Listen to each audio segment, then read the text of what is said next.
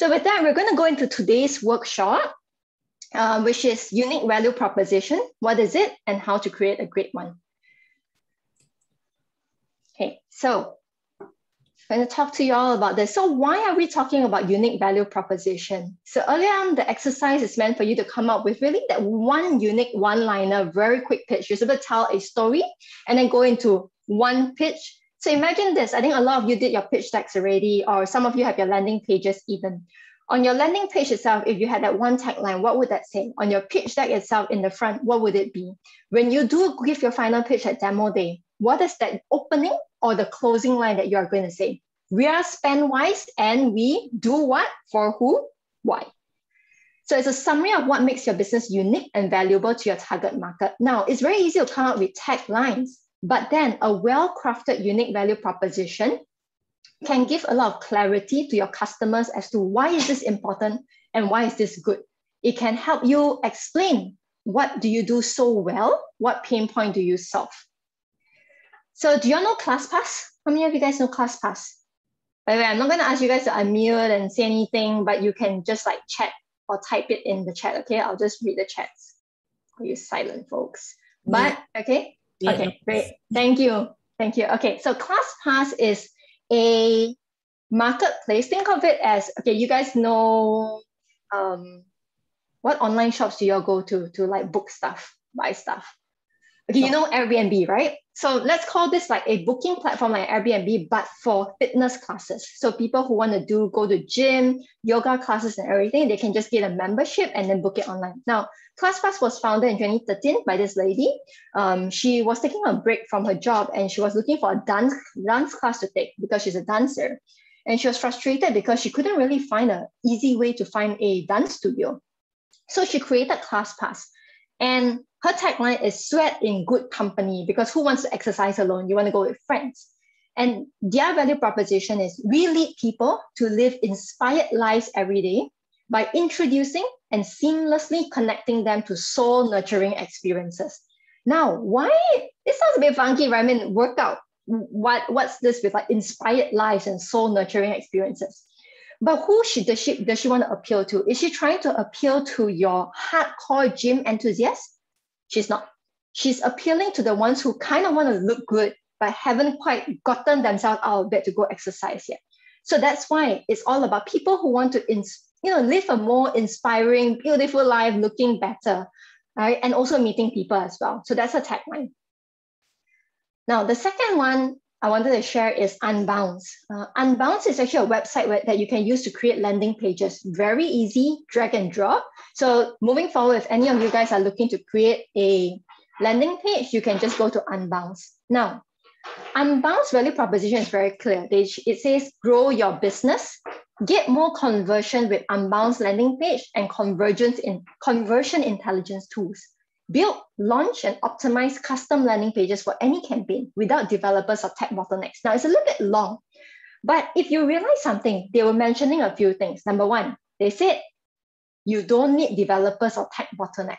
Why? Because a lot of people who are starting businesses as a start, they might not have an IT guy. They might not have a tech guy. And that's always a pain point. People always say, where am I going to find a developer? So Unbounce is trying to attack that directly. You don't need a tech guy to build a landing page with Unbounce. Secondly, they're trying to target marketers. What do marketing people care about? Marketing people care about whether or not, remember last week you guys learned, right? When you build something itself, you want to see whether people click, true or not. Do people actually click on the buttons? So marketers they want to track, right? How many clicks actually took place. When you use Unbounce, all that data is available to you. You don't even need to figure out how to embed it. It's already there for you. So that's their value proposition. So now, I'm going to ask you guys to write your value proposition statement in the chat. We help X to do Y by Z. Okay, don't worry. I'm not going to ask you to do that, because before you can do that itself, you actually need 3 important steps before you craft a value proposition statement. The first thing is, so today's format is I'm going to walk through some of these things of how we craft a value proposition. We're going to talk about who your customers are. We're also going to do, in your teams itself, you will have some breakout activities where you build this out. And then at the end of it, yes, we're going to try and get you to write out that one beautiful value proposition that you can then use in your pitch deck.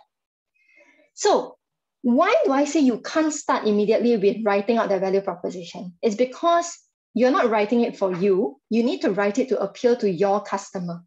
It's your customer's world. Your product just lives in it, right? It's not about you. It's about your customer. I do want to ask you, though, to type in the chat, who is your customer? I think you've all gone through this exercise when you do your pitch deck. So can you just type in the chat, who is your customer? I assume you already know that. And how do they differentiate themselves from Wix or Shopify? Okay, yeah, very good question. Slight difference there. So Unbounce positions themselves as a landing page. In fact, they don't have all the payment systems as well. Wix goes full stack. You can build a website using Wix. Shopify is if you want to start charging people, right? So you're setting up an e-commerce store, Shopify is easy to use. However, now, if you don't even know whether people want your products or not, why go build with Shopify directly? You're going to start putting all these products that you don't even have yet. Remember, we talked about experiments last week. So for example, let's say I'm just going to use like EcoGo as an example here, because I know EcoGo does have an initial website up there already. If EcoGo is there and before they validate whether or not there is a market for sustainable goods, right? Before they go and set up a Shopify page. So what they can do first is to set up an Unbounce landing page and just see whether or not people even click. You remember your fake door test? Click to see whether people actually click through or not, whether there's interest. Then if there is, they can go on and start looking for products that they can then build a Shopify store and put these products up there. So very different. And actually, if you check out Unbounce, the landing page is super beautiful, easy to use. I've used Wix, I've used Shopify, I've used a few others as well. In terms of landing pages, hands down, Unbounce, super pretty, easy to use. But that's what they do, landing page. You can't accept payments through it. Okay, but can everyone else type, who is your customer? Get me out of here, who is your customer? Okay, elderly, disabled, financially illiterate young adults. Try and be more specific as well. High schools, college students, is there an age group? Is there a specific kind of demographics?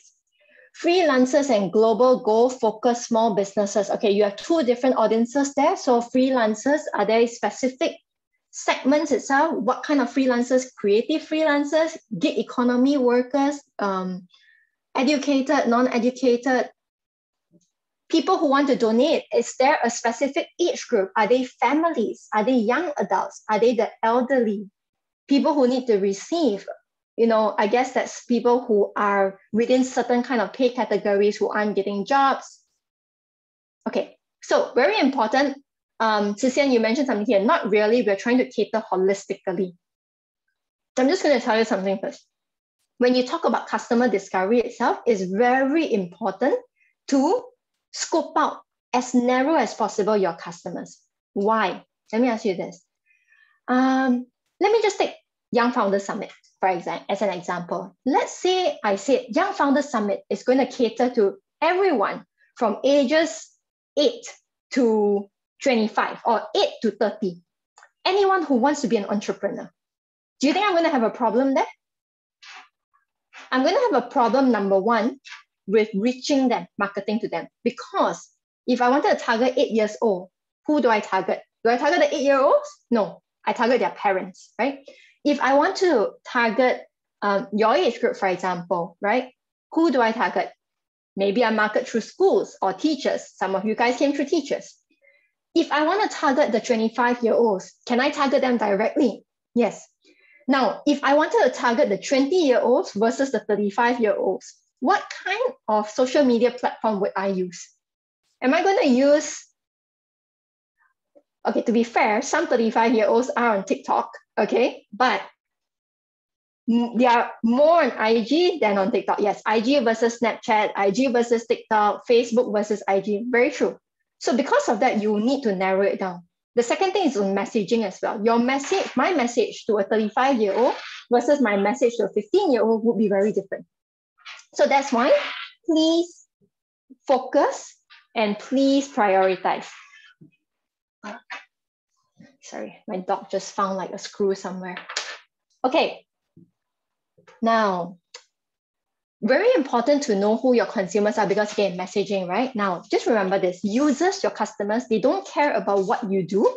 They care about what you can do for them. So just telling them that I'm super cool. This is this website. You come to this website, you can find everything, you know, like I'm going to show you like the best vegan products out there. When they read something like that, it doesn't matter to them. They might not know, what are you doing for me? What they want to know is like, how are you changing my life? How are you making my life better? Everyone is selfish that way. Everyone cares about themselves, right? So when a user or customer uses your product or service, it is really about what can you do for me, right? How can you make my life better? So for example, let's take the cosmetics industry. Companies in this space, they don't just sell makeup. Do you think, I mean, you know, if you think about Sephora and everything, right? Do they just sell makeup? Tell me, why do people use makeup? Why do ladies use makeup? You want to go? Catfish. Catfish, you don't need makeup. Catfish, you just use someone else's picture. Okay, beautification for beauty. Okay, so when Sephora sells something to you, do they tell you about how amazing, you know, like this lipstick, it has like the best vegan product, you know, what would they tell you? It's like it's like, okay, do they tell you that look at this packaging, how beautiful it is, right? Do they just sell you on that? They don't, right? They sell you lifestyle ideas. They tell you about how glamorous you're going to feel, how confident you're going to feel, how stylish and cool you're going to have when you have this product. I mean, like, honestly, this is from Korea. I was probably a sucker for it because I had to go out of my way because this is supposedly a cult brand, right? So it makes you feel that you're part of that in crowd in Korea, not just buying from a normal drugstore. You know what the best brands are out there that only the insiders know. Yep, I fell for that. But so you want to think about it in that, right? What does makeup make people feel? They make people feel glamorous, confident, stylish. And yes, Jodie, I mean, you pointed out right, unreasonable standards of beauty imposed. And that's how it got so big because people started buying into that concept itself. Okay, we're going to talk a little bit about what is the job to be done. So similar to how your product is supposed to make someone feel something and do something for people. This is the whole concept of jobs to be done, right? If you look at this private concert, a CD, I don't know whether any of you even were in the CD times, probably not, but like iTunes, MP3, MP4, and Spotify. They are all different products, but what is the job that they're trying to solve? Is listening to music. So for example, I want to listen to music, I can go to a private concert. In the past, I could use a CD, I could have an iPod. Nowadays, I go to Spotify. There are people who use radio, right? There are different solutions, but the ultimate job is listening to music. Ultimate job could be relaxation as well. And then, Thames, I'm going to come to your comment shortly. The second one is if you think about the job that needs to be done, right? What does a toothpaste, toothbrush, chewing gum, professional tooth cleaning, mouthwash, what do they do? What is the job that they do? They're all different products, but they all do one job, which is giving you fresh breath, helping you feel fresh in your mouth, and preventing cavities, right? So when you think about the job story itself, right, and also this will help you later on as you think about your whole value proposition. You want to think of it from the customer's point of view, your user's point of view. So if you put yourself in your user's point of view, using this sentence itself, what does your user want to do, right? When, what happens? Your user wants to do what? So that what can they achieve? So if we're going to go with that cosmetic thing again, right? So it'll be something like, you know, when I'm going to go for a presentation and a talk, I want to look, actually for me, let me just tell you something. I pitch a lot to CEOs, right, in my day job. So when I'm going for meetings with very senior CEOs, especially in Korea, I want to look older than my age. And I want to look to be taken more seriously. I want to look older than my age so that I can ignite that trust and that confidence in my clients. That is my job to be done. I actually do want to look older so that people feel that they can trust me more because no one wants to trust like a young little girl. Okay, So what can let me ask you this. So when I tell you that my job is that, right? Like I want to look older so that people feel that they can trust me more. What are the different solutions that I can use? What are the different products?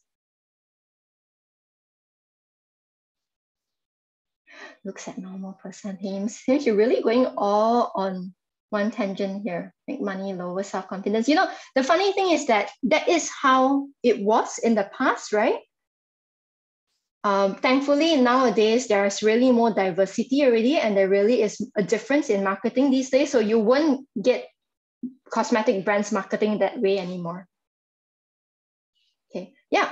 Powder, okay, makeup, the way you dress. In fact, even lipstick color could make a difference, right? Using a darker red color versus a light pink color. So there are different jobs that can be done, and clothing as well. That's also another solution.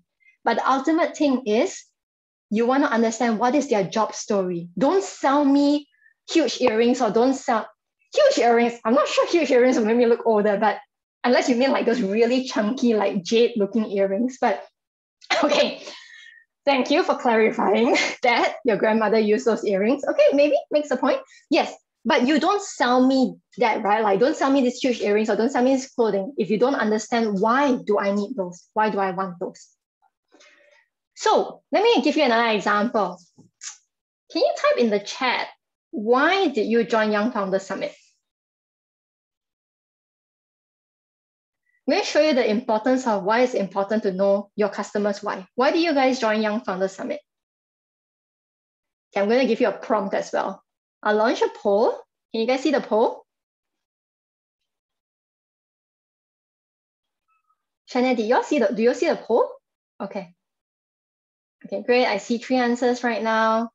Where's everyone else? Now, if none of this applies, please just type it in the chat. Because you had an idea when to execute it, okay. But then why did you join Young Founders Summit? I mean, you don't have to join Young Founders Summit to execute it. So what do you think that YFS can do for you? Just not fame, okay. Okay, that's a fair point too. Money is the thing. Okay, so let me see. 67% of y'all have answered. Learn from the best mentors. Okay, mentor networking. Okay. Kanya, okay. Wanted to see if you enjoy. Test it out. That's a very interesting one. Okay. Okay, I'm going to end this poll and I'm just going to show you the results. So you see the results. None of you said famous and rich, although teams did say it's for the money, just not fame. Change your life and impact others quite low. Okay, to learn from the best mentors and experts to improve your resume. Now, so you see it's quite varied, right? Why single choice though? Okay, yeah, just to make it easy. But let me ask you this. Let's say that Young Founders Summit, when we marketed to everyone, when we created the social media posts and the website and everything, the ads, and we only use this tagline. Young Founders Summit helps you become famous and rich by empowering you to launch your own startup. If all of you were honest just now, none of you guys will be here because this shouldn't appeal to you, right? Okay. So we would have totally screwed ourselves if we just went with this one without understanding. The second one, what if we went with Young Founders Summit helps you design a future that is purposeful and that will positively impact your and other people's life by empowering you to launch your own startup? Some of you, just now you chose number 2, so some of you would have selected that, would have joined, but maybe not all as well. The third one, Young Founders Summit helps you launch your own startup by giving you access to successful entrepreneurs who's been there and done that, which is mentorship, right? And then the last one, Young Founders Summit helps you develop valuable future-ready skills and experience by empowering you to build a startup in a safe environment. Now, I just want to tell you that there's a reason why there are these 3 options here, because before we did this year's marketing, we actually spoke to last 2 years participants to try and understand from them. So for the first year itself, I had no data point. I didn't know, right? But for the second year, third year onwards, we started interviewing all our past participants. What was the most valuable thing you took out of it? Why did you join? And most of them told us that it was because of the mentorship and networking itself. And so this year, we tailored more of our messaging around this itself. So again, if you don't understand your customers, you would have gone with something completely off and then failed at it. And you may have thought that your product doesn't work, but maybe it was just because you weren't appealing to the right job. Okay? So yes, to create a strong value proposition, you have to examine the profile of your perfect customer and market your products in a way that shows that you can meet their needs and solve their problem. Now, how do you, okay, Kanin, yes. At the start, when you don't know which one is the right one, you do start with multiple taglines and then you test it out. So don't go with 10, right? But choose like 3 and then segment the 3 and then see which one had better response rates. So absolutely. Okay, Kashin will come to that shortly, but it should really just be one sentence. Now, how do you find your customers' jobs to be done? Any thoughts? Not very different from last week. So how do you think you can find that out? Okay. If you have 1-2 weeks, talk to them. Yeah, 1-2 weeks. You can do survey. I think a lot of you have done surveys, interviews, shadowing, desk research, right? Diary and camera studies. Which one do you actually think is the best way to really understand? Yes, it's actually shadowing and it's the diary and camera study. So when you are walking in their shoes, so especially people like, get me out of here, right? Migrant workers, if you can really shadow them and see how their life is like, right? Walk in their shoes for a couple of days, go with them and go through that. That's the best way of understanding what the main problems is that they face. Because otherwise, if you just interview them, they probably tell you one thing that's top of their head, but they can go through so many other different challenges in a day itself. Okay, now there's of course, a lot of people always ask me like, how many people do I need to interview? There's always no magical number, but when we work with startups and companies who build startups, right? Normally the target is, and this is one that I did recently with a corporate in Korea, in 12 weeks time, actually in 4 weeks time, 4 weeks, they did 1,000 written surveys and 100 interviews. So the target is to do actually 100 spoken interviews. What if the person we shadow happens to have a unique experience and stands at pain point? So don't just shadow one, right? You do a few. So the idea is that as much as possible, you do maybe 100 interviews, pick 5 to shadow, and then see whether it stacks up against your interviews or not. Okay, so what you want to find out when you're shadowing them or interviewing them, what is the problem they are facing? And most importantly, how are they solving this at the moment? By the way, when you do interviews, right, it's always okay to split up as well, which is also why we recommend larger founding teams so that you can actually share and split the work. Are there alternatives to shadowing that cater to the SMM? Can you tell me what do you mean by SMM?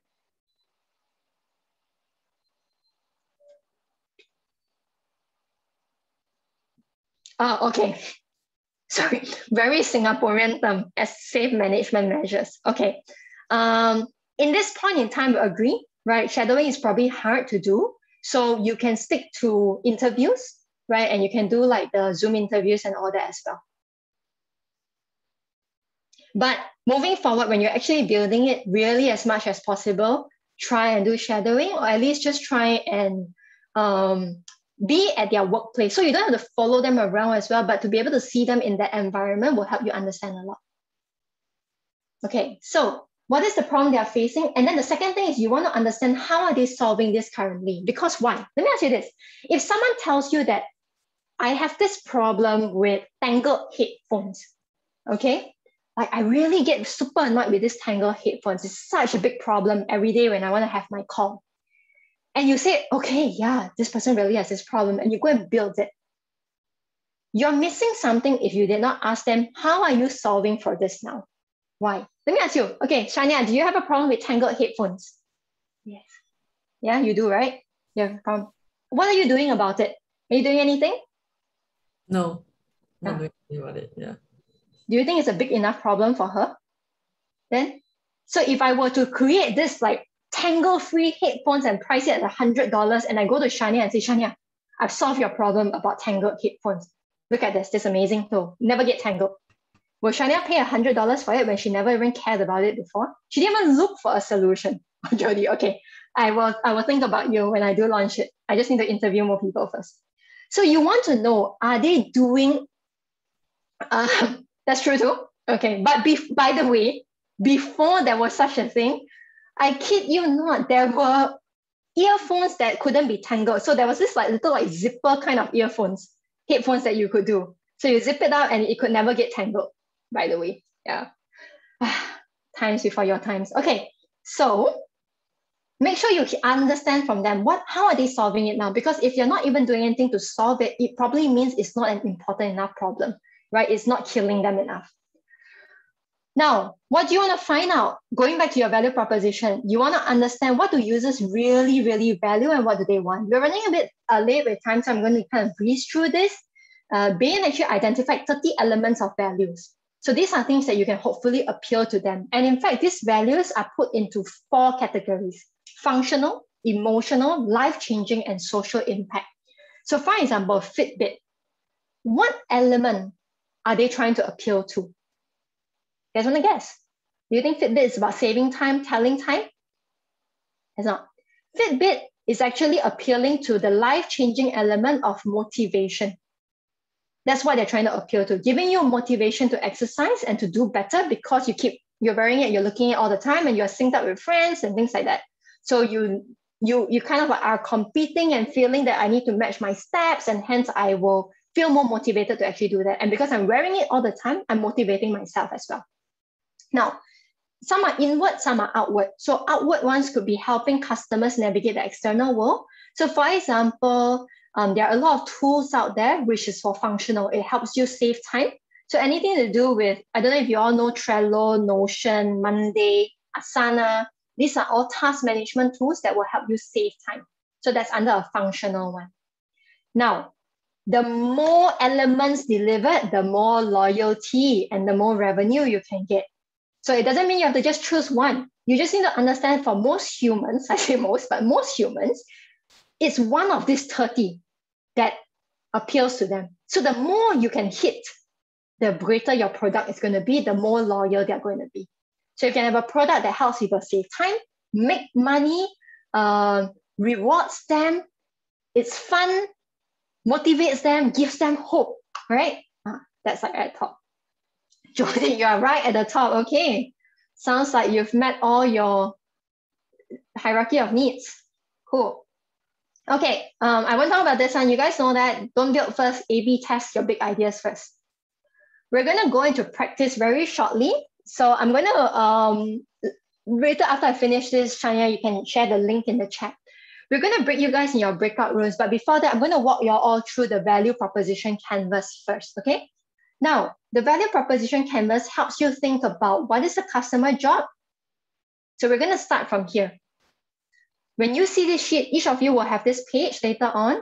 You want to start from this customer's job piece. There's going to be a sticky note in there. I want you to write down for your startup, what jobs do you think your customers is trying to get done? Now, at this point, if you haven't interviewed them, it's probably just your guess. If you interviewed them, great. Write it from your customer's point of view. If you haven't interviewed them, write it from what you guess is your customer's point of view, and then try and validate that later, okay? So you can put as many sticky notes as possible. So if you think your customer has multiple jobs that they need to do, just put multiple sticky notes. After that, write the pain and gain.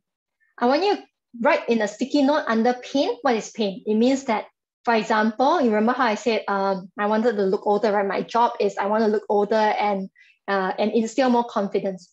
What is the pain that I feel during the experience? Well, typically my pain before, during, and after getting a job done. Before getting a job done, people don't take me seriously. They ask me if I am, like super young and stuff like that. The other pain that I feel is being disrespected. If I go into a room, and honestly, I have been in a meeting before with a guy who looks older than me, but he's actually reporting to me. So he's actually my subordinate. And my client will address their questions to him because they assume that he looks older, he must be older, and hence he should be more senior. So what does it cause me to feel? The pain, right? I do feel painful. I'm like, this guy is disrespecting me. Okay. Then write the gains. What would your customer want to feel, right? What desire, what would they be surprised by? So if your product has this one itself, you know that they'll be super happy. So how would I feel super happy? Well, I would feel super happy if a product makes me look more mature and serious and instill confidence without actually making me look old, right? I don't want to look old. I want people to feel confident in me, but be able to say, yep, I just look younger than my actual age. But don't worry, I've got lots of experience, right? So if there's something that can make me do that, perfect. Then move to your product and service itself. You all already have a plan about your product and service. Write down what your product and service is, and then fill out your gain creator and pain reliever. In your product and service itself, you should have something that solves my pain, and you should have something, a feature that creates that gain for me. So it kind of must match. If you wrote down my gain already, your product, your feature in it must kind of correspond to it, okay? I know that's a lot. Don't worry, just try it out. So we're going to give you the sheet right now, and we'll put you in your breakout room for 10 minutes. So you can just work on it collaboratively. So click on the sheet. I've already added your team names to all of it. So when you go into the sheet itself, just find, it's all alphabetical order. Your team names on the top right-hand side. Find your sheet and then work with your teammates to just type it out, okay? Well, when y'all come back later, I'll go through the sheets and I'll probably just pick one of you to share. So Shania, let's break them out into breakout rooms. Yeah, Let me know. Sorry, I'll open your breakout rooms and then please just click the correct team. Yeah, don't go into someone else's team. Yeah, so we didn't pre-assign everyone, so just find your team to join. I'll open now, so please click the breakout rooms and join accordingly.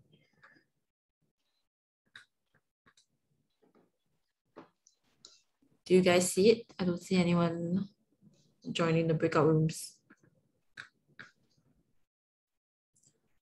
I don't see. Okay, Shania, maybe the button wasn't checked. You remember? Yeah, you didn't. You need to check allow participants to choose room. Yeah. So let me do it now.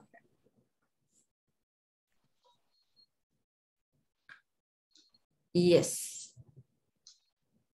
Okay. And you all can click the chat. Make sure you click the link first. Thank you for pointing it out. No. Okay.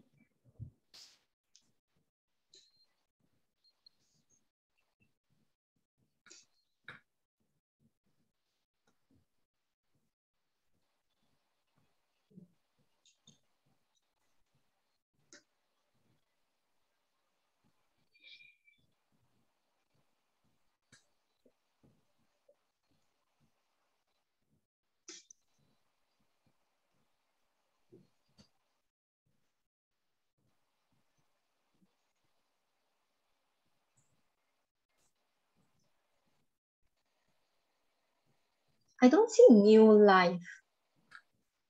Are we missing? There is. Oh, no, I see. Okay. Just assigning them. Okay.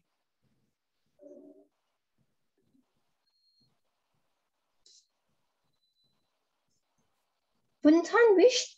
Oh, you're in Blue Series. Okay.